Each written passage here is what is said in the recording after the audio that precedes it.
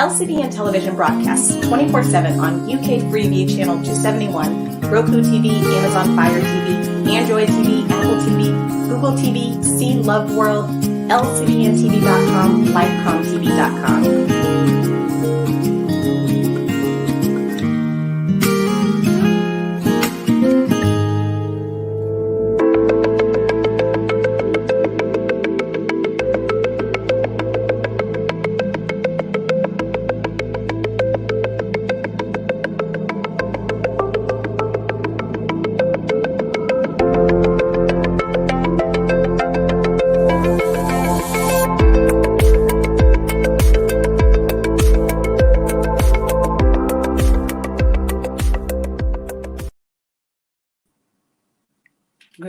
Good evening, and welcome to another episode of Conversations with Lydia.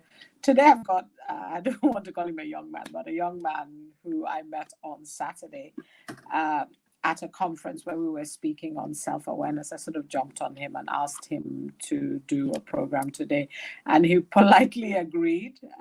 So we're going to go straight right in. We're going to talk about minds and changing it, and the work that he's doing actually with the youth in Nigeria. Please join me as we welcome Dennis. Hi, everyone. I don't know if you had a bit of my intro. I said I sort of jumped on you on Saturday. Yeah, I heard it. I'm delighted to be here. Couldn't say no. Could you have said no? A bit of adult manipulation. Thank you for agreeing to come. So I didn't say your last name because I hate saying people's names wrong because people say mine wrong all the time. I should have asked you before we came on. So tell me, how do I say your name? Dennis Agbeti. Agbeti.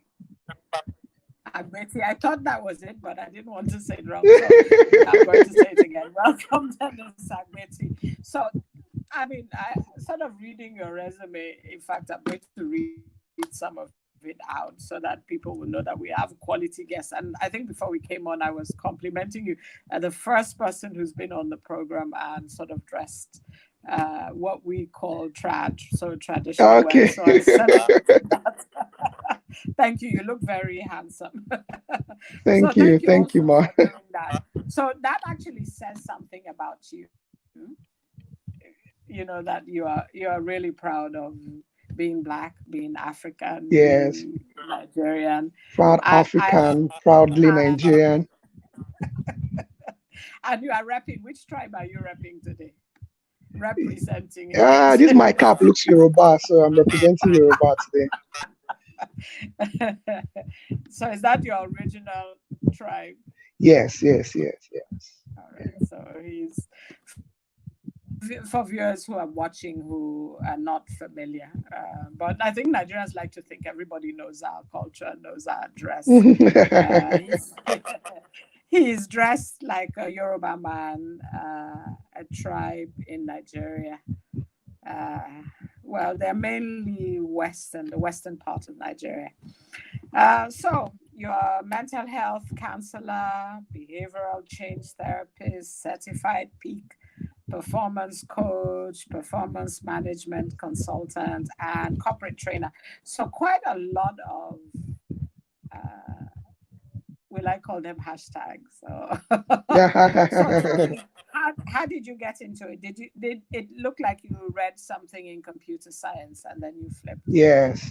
So while I was in school, I was studying computer science and engineering. So, but while I was in school, I had this dream of becoming a public speaker. I wanted to impact life. That was what it was. So, but what I'm doing now found me. I wasn't looking for it; it found me. Okay. And so then I went to get trained for it.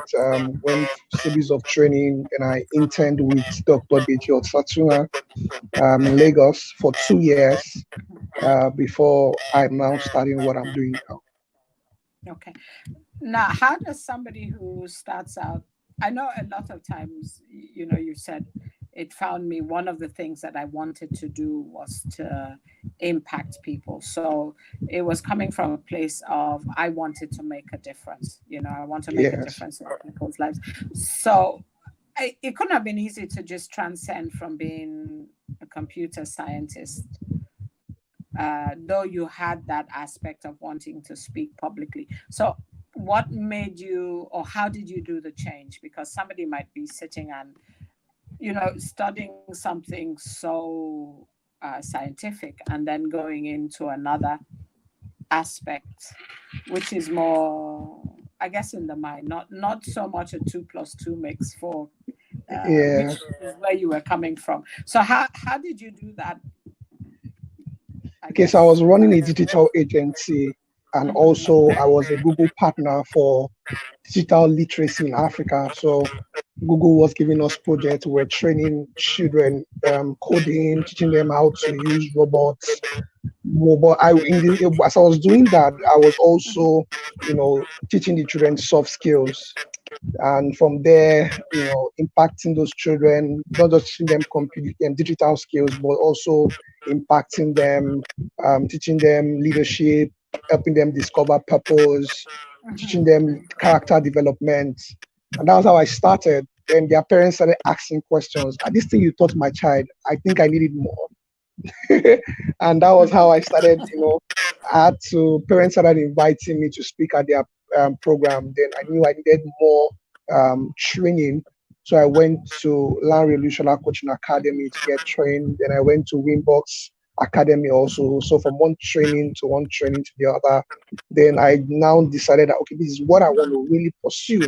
But that's after years of training and also years of, traction. I thought, okay, there's a market for this. People need what I have to offer. And that was how I started fully into it. Why is training important? Training. Because training is why so go on. You understood my question. Okay, so many a times people, especially in Africa, people they are talking about talent. But many a times that talent is not recognizable, it's not transferable, and it's not rewardable. Because so you need to convert that talent that you have or that passion into into skill. And the only way you can make that conversion is to get trained, right? By qualified people, get that training. Training is very important because it helps you convert your talent into recognizable, transferable, and rewardable skill. Something that the system can recognize and can, pay you for. Yeah, because there's value in that. That's what you're saying, Yes. The reason I wanted to bring out that point is because a lot of times people rely on talent, just that maybe for you, that ability to speak, that ability to teach, that ability to get people to think differently. Yeah. So that's the gift, that's the talent, that's the extra. Now, I can't just go into, you were doing well because Google was giving you work to do. Yeah. So, but I just can't now just go into an office, an organization, because one of the things you do is corporate training, and then say to them, give me your staff, I can teach them, I can change their thinking, I can change their mindsets, which is something we're going to move into without actually having anything to back what you're saying. So that learning, that training is something that you can put on the table that gives you, I guess, accreditation, and then you can perform, and then people can invite you. The reason I asked that question was exactly what we talked about, that a lot of times for most organizations, they wouldn't trust you if you have not gone through process. They can't see process, they can't see track record. There's they've not seen that. Once you don't have those two things, they can't see the process, they can't see track record, they can't even now see results, then they can't trust you. And once they can't trust you, they can't engage you for anything. So it's very important that you get trained, so right? By important. Yes. And I think what we do, a lot of times people underestimate how much work actually that we put into it, how much years you spend training, how many Yes, years you a lot spend of doing trainings. like free practice. People sometimes, I don't know if people do it to you, they come up to you and they say, oh, they want to train, and I'm saying, okay, you can do this, but you have to give like 100 hours, you have to give like 120 hours to qualify. And people are looking at me like, am I for real? It does take a lot of work to be Yes. qualified. And then how, sort of for people who are listening, who are training, who are considering it, especially younger people, how difficult, or how, no, I shouldn't use the word difficult, how challenging it is it to get work? So, like after you spend years studying and, giving, I know a lot of it is free time to watch, to observe. How easy was it to develop a career? Because that's what you've had to do now, like change from what I was doing Okay. with Google, where work was coming, and then starting all over again. So how difficult was that? Okay. I think to build a career in coaching, training, this path, it's a lot of factors, not just the knowledge or the skill. You need to learn other skills to complement the knowledge you already have. Right? You may have value, but do you know how to sell yourself? Do you know how to network? Do you know how to brand? Do you know how to close deals? Do you have confidence, right? You might have something valuable, but are you confident and courageous enough to believe in yourself, to put yourself out there? So those are the factors that determine whether you are going to really succeed in the career. So for me, okay, I don't know how to rate myself now, but we had a number of people who started this journey, and today they had to just give it up because it was really difficult for them. I know when I did my training with Land Revolutionary Academy, more than 90% of the classes, they're not practicing coaching or therapy right now because it was really tough. So, yeah, and that thing also is that you need to be clear about your why. You need to be clear about your purpose. It's very, very important. So many a time people are thinking, oh, it's about the money. Oh, there's money in this thing. If it's money that is driving you, you might be disappointed. But if you have the passion, if your passion is that you want to affect lives, you believe you are called to do this, then with learning other skills, which will help you, marketing skills, branding, networking, maybe a little bit of digital marketing skills, different skills that can help you. Then also you need to know how to build relationships. Then also you know how to give for free, like what you're saying, you know how to give it out for free information, free seminars, free coaching sessions, until you build that credibility in the mind. People need to know you. They need to like you before they trust you, before they buy from you. So you can't jump that process. Okay. So getting visibility, getting them to like you, getting them to trust you, then they can buy from you. And actually what we're talking about cuts across anybody. Yeah. So yes. Whether they're in this field, or they're starting out business, or doing a side hustle, or starting out on a career. So somebody who's listening, who's just graduated, or somebody who wants to start a business, that some of these things take time. You have to know the reason why you are doing what you're doing. You have to learn how to keep and maintain relationships. You have to be confident in yourself. You have to be able to sell yourself, and you might need to learn different aspects of the business. You might need to learn marketing, balancing your books. Of course, the most important, learning how to say no and learning how to hear no. When you go out, and somebody says no, they don't, they're not going to give you the job, but it means that tomorrow again you get back and continue. So it's building on what you have and persevering through it all. Yes. So I guess now we can sort of get through to what it is we wanted to talk about, which is really about mindsets.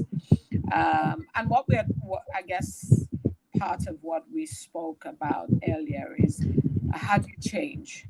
yeah, which is the question I asked you, like, how did you change from being a computer science to somebody who is working with minds and coaching? And yours was like maybe a path that was easier because it sort of developed, but in it you had to change your mind because somebody had told you either to do computer science or you had thought this was your field. Yeah. So how let's talk a bit about how do we, on Saturday I was talking about changing a narrative, because there was Yes. one narrative. This is a computer science person. He's good at his job. He's, got work. He's developing his business. And then in the middle of it, something happens that he needs to now change his orientation about what he's doing. So we're going to flip it because that was work-wise, but let's flip on the things that cause not having a good mindset. Should we talk about that first? Like, is there a good mindset? Is there a bad mindset? Okay. So when people hear about mindset, it took me a long time before I could understand what mindset, because when you go to church, then it's like change your mindset, or when you're listening to motivational speakers, change your mindset. Because and you keep asking yourself, what is this mindset? What is this mindset? Okay, so the mind is they say a part of the soul that takes control of your thinking, basically, right? The mind is a thought provoking or thought producing machine. The mind produces thoughts, and that thought determines how you feel. Then how you feel determines how you behave. So it is thoughts, feeling, behavior, and how you behave determines your results. So how you think, which is produced by the mind, affects how you feel. How you feel affects how you behave, and how you behave affects your results. So if you want to change your results, you need to change how you behave. If you change behavior to change results. If you don't change behavior, the results in your life, maybe your finances, your career, your health, your family, your marriage. If you want to change a particular outcome in your life, you need to change the behavior that is driving it. So behavior drives results. Emotions drive behavior, then your thoughts, and that thought is generated from your mind. So now, when your mind is set, what we are saying is that your mind is set in a particular way that it produces a particular pattern of thoughts. So it now creates a cycle. And until you change that pattern of thought, you are going to be stuck, right? So many people are flogging their result. They go to God, they are praying, God, change my finances. The question is, have you changed the behavior that has brought you to this financial mess? Then if you want to change that behavior, if you find out, okay, your own behavior is that you don't know how to save, or you spend recklessly, you are reckless with your finances, you need to now know what are the emotions that make you, behave that way. Then you look at what are the thoughts that makes you. So that's what we talk about mindset. So mindset is, that formation of the mind that produces certain patterns of thoughts that affect how you feel, how you behave, and ultimately your results. Okay. So I'm going to ask, like, how does somebody know that they've got a bad mindset? Is it okay? Can we like differentiate between what's good and what's bad? Or okay, I'll ask the next question later. So what's okay? Is that so possible? There's no hard and fast rule. The way we can help you know that your mindset is not helping you is that it is not giving you the life you truly deserve or the life you want.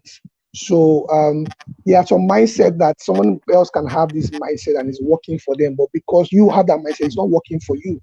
So the question is, whenever you are in a place where you feel stuck, you feel unhappy, you feel miserable, you feel unsuccessful, you're not succeeding, or you have maybe your health, you're not really improving in your health, you're not improving your career, you're stuck, you're not improving your finances, then you can say the mindset is a mindset that is producing that reality for you.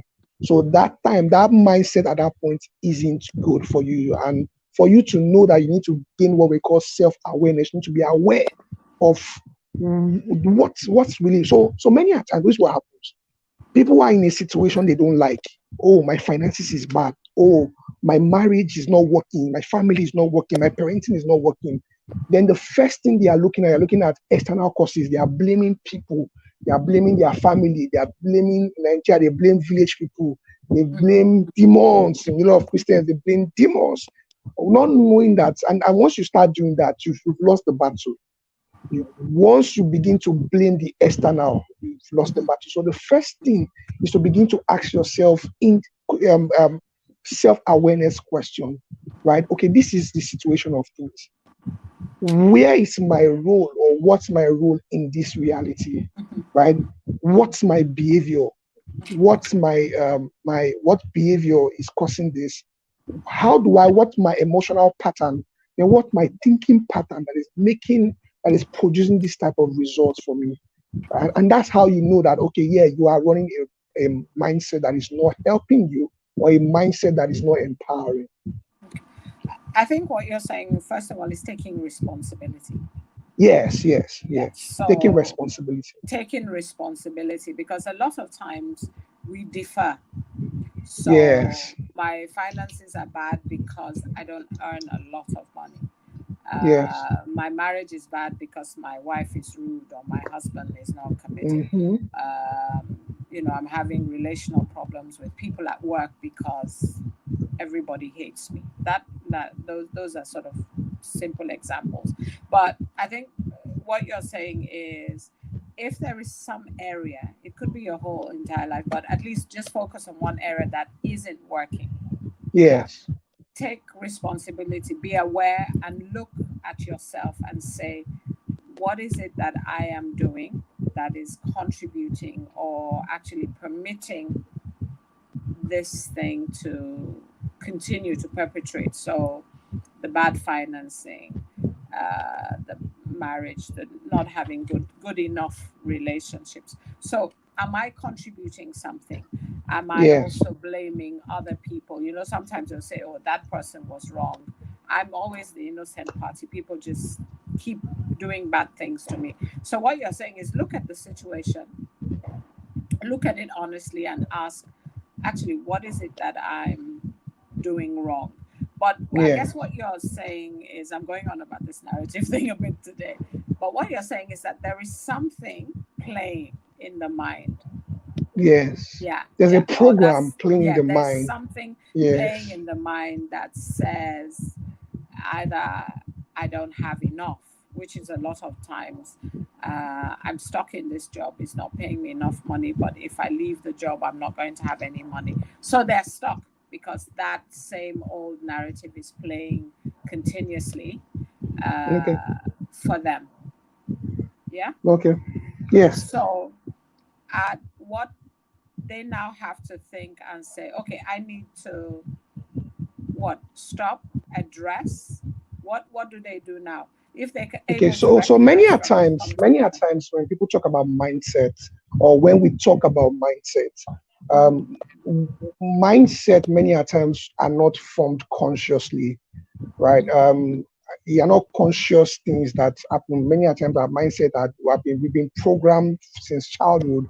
We've been programmed by our environment. Okay, I will get that, but before I even get there are some things that consist of the mindset. When we say change your mindset, there are 5 things I'm going to share now that consist of your mindset. So when I say change your mindset, the first thing you should look at is your beliefs. Mindset, one of the things that make up your mindset is your beliefs. And what are beliefs? Beliefs are those facts that you hold emotionally to be true. They don't necessarily mean they are true. They are those facts that you hold dear to be your own truth. You hold them as your own reality, your own truth, but doesn't necessarily mean they are true. So take, for example, some people just believe that the angel you know or the devil you know is better than the angel you don't know. That's a belief. And this belief will be driving you to make certain decisions. You know someone that is not helping you. The person is toxic. The relationship is not helping you. But because you have this strong belief which forms your mindset that the angel I know or the devil I know is better than the angel I don't know. Okay, you say, okay, so it's better for me to stay in this relationship, even when the relationship is killing you, even when this friendship is not helping you. You just want to stay there. So that's belief. You hold on to these facts, but does not mean it is true. Now, this belief, you may not even know where you may have gotten it from. You may have gotten it from maybe your parents. You may have gotten it from your teacher in primary school. Maybe the teacher in primary school kept saying it. So it could be from the environment. Maybe you watch on TV, you watch a movie when you're a child, and you saw they played a story, a narrative, like you always say, for you, and it gave you that belief that the devil you know is better than the angel you know. So belief. So if you want to change your mind, you need to recognize the belief that those things you hold to be true but are not true, and then begin to question those beliefs. The second thing is core values, your values. So the first I said is beliefs. The second is value. What are values? Values are those things that are most important to you in this life, so that if they are removed from your life, life becomes meaningless. Those things give you meaning. They are very important, very valuable to you. And you hold those things so true, so dear to yourself. And you may not be aware. The fact that something is your value does not mean you are even aware. So for some people, their value is you value control. You want to be in control of things. But you don't know. Many people, when you ask them what's their core value, they will tell you integrity, honesty. Many a time, that's not your value. Your value. So how do you know your values? Two ways I help people to get to recognize their values. What indicates your values? Number one, the things you spend your time on the most are a great indicator of what you truly value. Number two, the things you spend money on the most are a great indicator of what you value. So, and these things, they drive your decision, they drive your behavior, they drive how you think, because that's what you really value. So people, what they really value is freedom. You want to be free. So people, what they value is power. What they value is security. You just want to be safe. For some people, it's comfort. For some people, it's ease. So you must know some people, it's enjoyment. You want to enjoy life.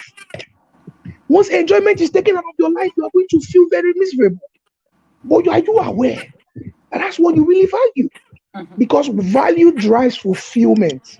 Values drive fulfillment. And what your soul yearns for is fulfillment. Okay? And these things make up your mindset. Okay, let me stop here so you can ask more questions and I'll go to the other three. No, because I think when, the way you're explaining it, so somebody who is listening is probably taking notes, yeah? Okay. And they're reflecting. So let's just name them again. Belief. Yeah, beliefs. Yeah, what you believe. Those facts. Now, when you say facts, they don't have to be true. They're not necessarily true. They're not necessarily true. That you've ingested. Yes, you're true. You're holding on. Yes. Then your core value. Yeah, your core value. You could believe that all men are scum. You could believe that Nigeria is hard. Nobody can ever succeed in Nigeria. That's what you believe. Making money is hard. And you don't understand why you don't attract easy ways. You find it difficult to make money because in your mind, everything is difficult. Everything is a challenge. Everything must be a fight. Yeah. Okay. Everything. Some people you believe that life is a battlefield. Yeah. So everything is a struggle. You have to fight for everything. Even the things that you don't need to fight for, you fight for them. Yeah. Yes. So we have belief, we have core. Yeah, we have beliefs, we have values. Then the third thing that makes up your mindset is what I call, or what we call, the internal language, the internal codes. And when we say internal codes, where you can get to hear that are those words you use a lot. Those words form the codes that drive your life. So if you listen to yourself, you find out that they are your vocabulary. The words you use a lot. The things you say repeatedly. So some people, you say that even when you want to describe something good, you say, wow, that was bad. everything is bad. You want to describe something, say, oh, that's a mess. Oh, you made a mess of it. So your vocabulary, you find out that many times when your life, you attract a lot of negativity, you attract a lot of negative situations, you attract a lot of negative relationships. Go and check it. Your words you use a lot. Because your words are energies, and the energy you send to the universe is the energy the universe will bring back to you. The whole word is energy. You yourself, you are energy, and the energy you send into the universe is the energy the universe will send to you. So when you're always using, disempowering words, and that's what you do, you're not even aware. You use the S word, use the F word. You're always tired. Anything, I'm tired. Oh, this is tiring. Why? I was listening to a very successful man in Nigeria, he's a top CEO, and he was in an interview, and they were asking him very difficult questions. And I was just listening to him, and for every question he was asked, the first thing he would say is that, oh, that's easy. Then he will answer the question, oh, that's easy. I was like, what? And this guy, we name him as a genius. And it could be that he's not even aware saying it. But you know that is what has programmed his mind. He sees almost everything as easy. And that's why he feels so confident to tackle them. So what you use, you need to begin to listen to yourself. Right? And the vocabulary, one of the ways to change your life is to change your vocabulary. Your words.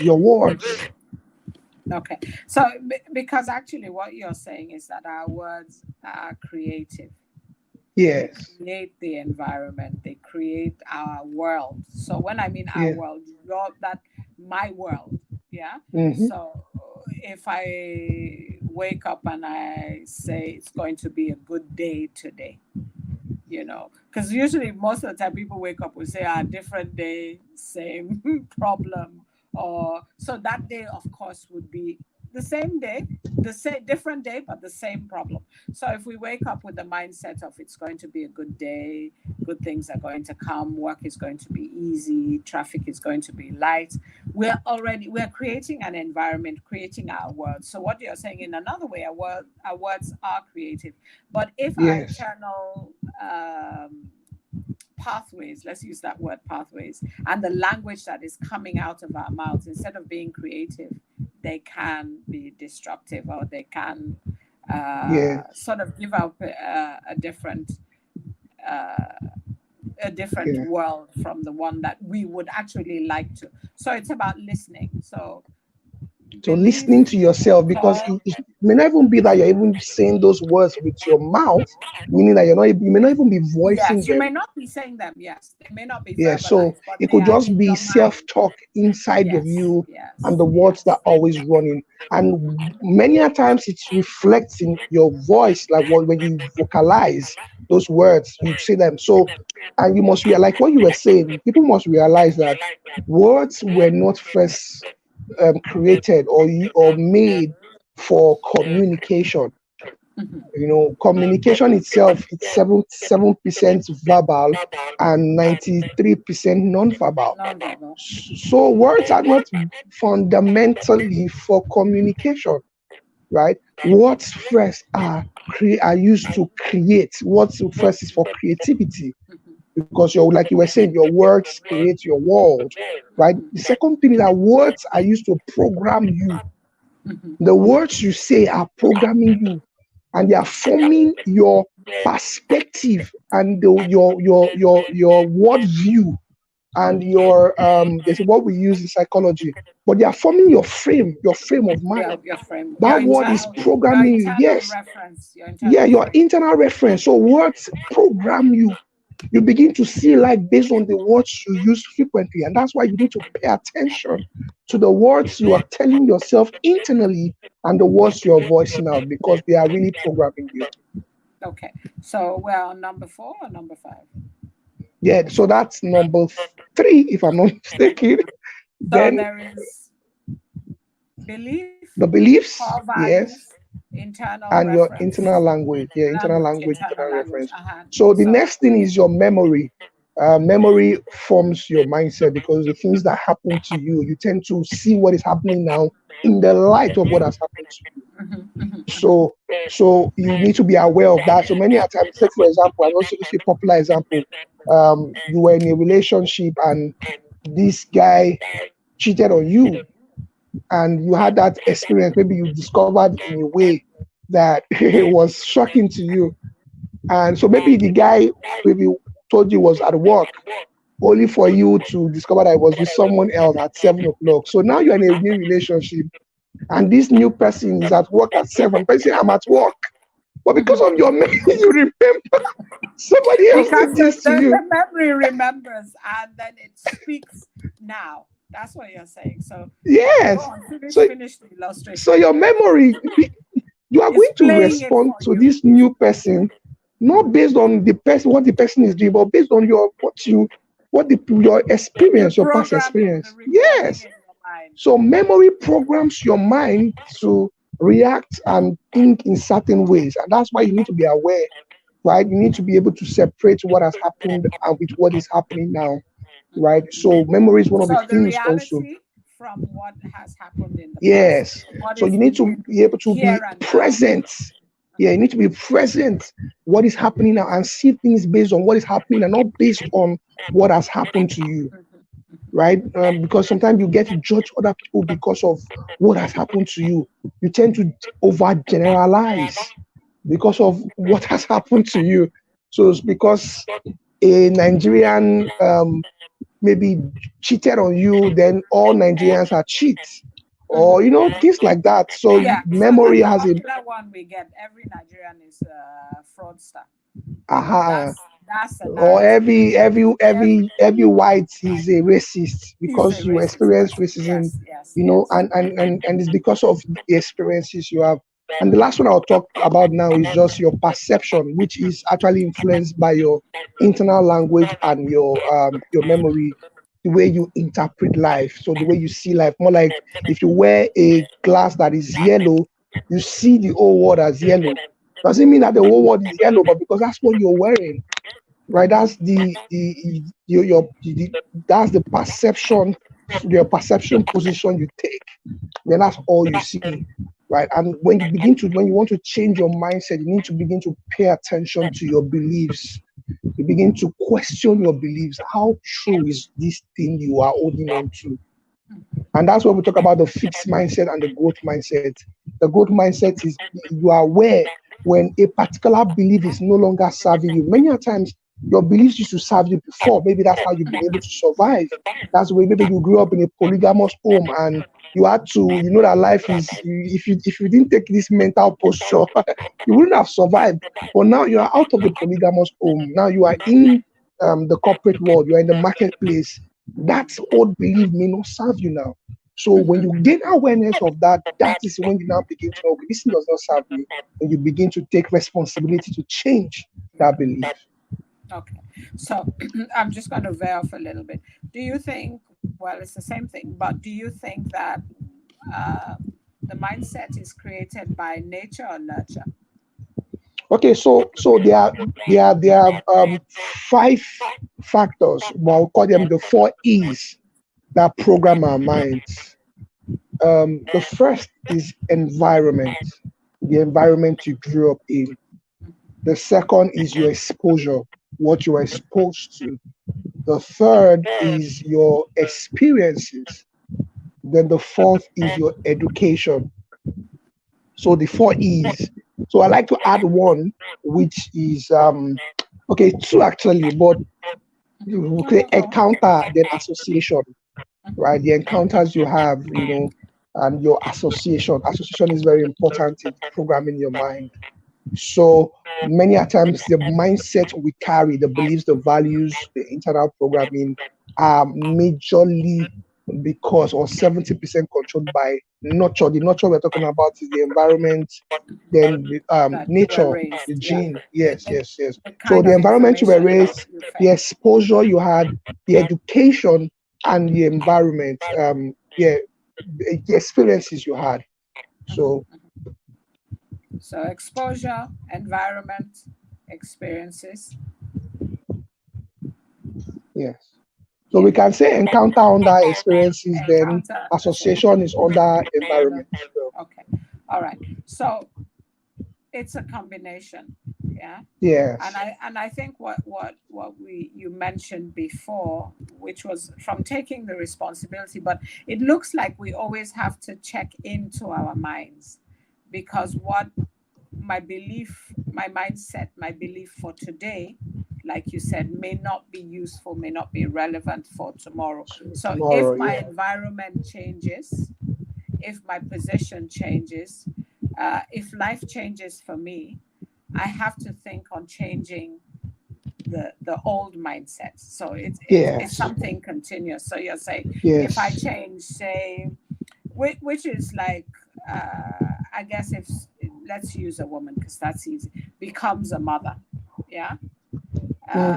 Maybe before she was just like going to bed at any time, she could go partying, but she now has to change her mind about responsibility, how she Yeah. becomes a mother, you know, that narrative that, and she may have maybe grown up in an environment where her mother wasn't completely responsible, but she turned out okay-ish, yeah. Not to repeat what she knew or what her experience was, but to make a decision to change. Yeah. So I guess I'm saying one mindset isn't going to work for your whole life. Yes. You know, even if you have a good mindset, it can always change to make life even better. Is that a possibility, or am I just? Yeah. So do we just get one good mindset? Now you need to keep changing. You keep evolving, right? You said the race is not to the strongest. It's not to the most intelligent, the most educated, the most privileged. It's going to be to those who know how to adapt, know how to be flexible. So when it comes to your mindset, you can't be fixed. You have to embrace a growth mindset. A growth mindset is that posture, mental posture, where you are ready to adapt to the demands that are placed on you, to the demands that the environment is placing on you, the demands that situations are placing on you. You are able to take new mental postures such that you are always productive and your performances always high. Okay, I like that, adopting new mental postures. Yes. So that So I like that word, new mental postures. Okay, let's talk about people who've had, you know, a traumatic experience, yeah, okay. which is something we sort of talked about a bit. So it's really etched in their memory, yeah. So this is something that has happened, that has violated them, you know, an experience that has changed something for them. Now, is it possible for them to change that memory, you know, the memory that is now playing, the memory that is validated? Because sometimes a mindset may not be validated. When I mean this, like the angel I know or the devil I know is better than the one I don't know. That may not be a validated traumatic thing. It might just be something I picked up, and maybe somebody did something or my mom taught me. Yeah, and it was a lesson I learned. Now, let's talk about something traumatic where there is validation. This traumatic thing has happened. It's etched in my memory. How does somebody shift that? How do they shift that or remove that memory? So for those who are listening, who probably you've had any traumatic event in the past, I'll just run you through the 6 stages of recovery. Then the first thing you need to know where you are. So the first stage of recovery is shock, where you are shocked at what has happened. When something traumatic happens, many a times nothing has prepared you for it, and it meets you, unprepared, unawares, and you are shocked. So that's the first stage. Then you move from shock to negotiation, or no, from shock to denial. You begin to deny, no, this thing just happened. Nah. Somebody tell me I'm dreaming. No. Somebody tell me this is not real. This cannot be happening. That's denial. Then you move from that denial. Now people can be in this denial for months. So people who have been in state of denial, they're still denying what has happened. Oh no, I can't believe this can never happen. right? Then from denial, you move to what we call negotiation. You begin to negotiate, seeing what you can do about it. You begin to negotiate with God, negotiate with yourself, negotiate with the doctor. You know, you lost your job and you still holding on to, you are still negotiating, seeing whether something can be done to have you back. You know, so that's a stage, right? You lost money, you lost a deal, an investment, and you hold on to it, negotiate. That's a phase, right? Then from negotiation, you get into anger. You begin to feel very angry. Angry, that's a phase. Then from anger, when you say, okay, maybe you've been angry for a long time and nothing is happening, you enter into depression. That's the fifth stage of recovery. Then after being depressed for a while, you come to a point where you begin to accept that what has happened, and you need to move on. The last stage is when you have accepted, you now need to now begin to create a new reality. Because many a times trauma does not leave you the way it met you. It always changes you. So, but you can't live in that stage. So you need to recreate yourself after acceptance. So you need to be aware of the phase that you are in. It's very important that you know where you are. You need to be honest with yourself. So people, you've been angry for the past 3 years. That thing happened 3 years ago and you are still angry. You are stuck in the anger phase. You are stuck in the depression. You are still sad. You are still resentful. You need to be aware of that. You need to now make a decision to move to a place where you begin to accept that what has happened and you may not be able to do anything about it. They're not just accepting the situation, but you begin to accept yourself regardless of what has happened, regardless of the mistakes you have made. You are accepting yourself regardless, right? It's very, very important for that. So one of the things I encourage for people who are dealing with traumatic events, if you want to heal, you have to stop replaying what has happened in your mind, because your mind will keep replaying it. And you need to consciously stop the replay. When your mind is trying to bring back the remembrance of that, you need to learn to shift your attention from what your mind is bringing to you to whatever you are doing at the present, and it will help you heal faster. Okay. All right. So it is possible, but I think all that we've talked about today goes back to making a choice, taking responsibility for yourself, yes, looking inwards. You are not shaped by your decision. You are not shaped by your situation. You are shaped by your decisions. So, and making a decision, taking responsibility. If you are stuck and you've been complaining about being in a situation, if something traumatic has happened, it's about change. I always say this thing that if people will say, oh, that's the way I am, I will never change. And I always look at it that if you don't change, it means you are dead, because you can't grow. So what are you going to tell us? How to find you first and leave something with us? Are you going to leave something with us and then tell us how to find you? Okay. So what do I leave you with? Let me just, if you want to find me, I'm on Instagram at Dennis Agbeti, I'm on Facebook and Twitter too. On LinkedIn, just Dennis Agbeti, you'll get to find me. Then my email is dennisagbeti@gmail.com. If you're dealing with depression, anxiety, trauma, I'm your go-to guy.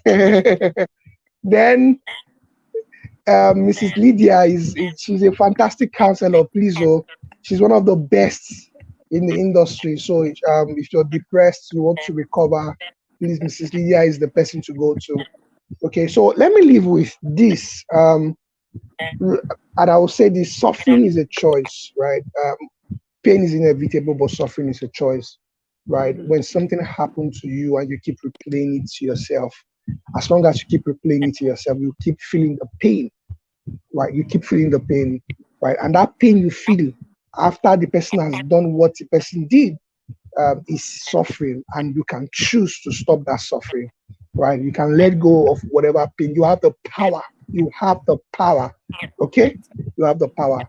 Okay, so and stress is not what is happening to you. Stress is actually the way you are interpreting and reacting to what is happening to you. So what is stressing you really is not what the person did to you, it's how you are interpreting what the person did to you and how you are reacting to what the person did to you. Yeah. Okay. Thank you, Dennis. Thank you for being polite and not saying no from Saturday. Thank you so much for having me, man. You're so welcome.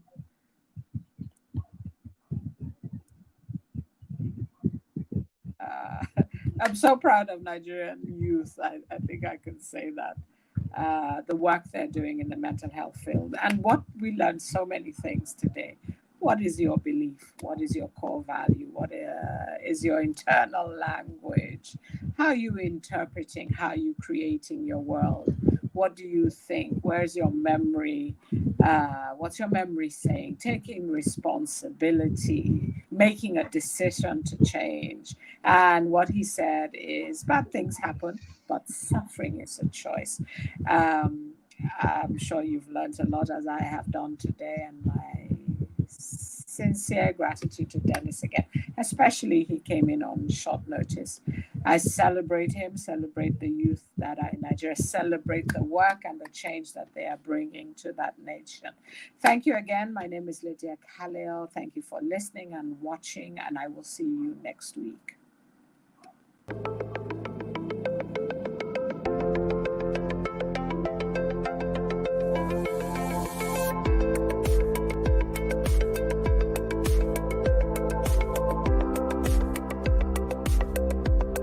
LCBN television broadcasts 24/7 on UK Freeview Channel 271, Roku TV, Amazon Fire TV, Android TV, Apple TV, Google TV, C Love World, LCBNTV.com, LifeComTV.com.